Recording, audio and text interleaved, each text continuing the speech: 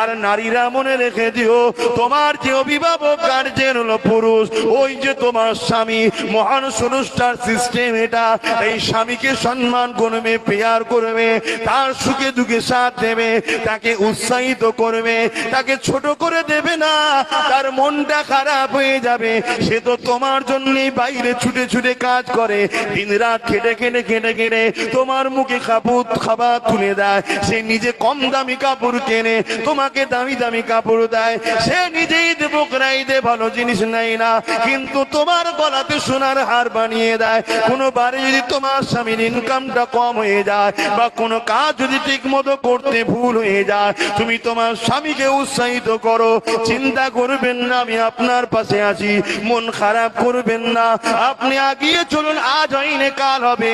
এতে আপনার স্বামী আপনাকে আরো বেশি ভালোবাসবে, সংসারটা সুন্দরভাবে চলতে থাকবে।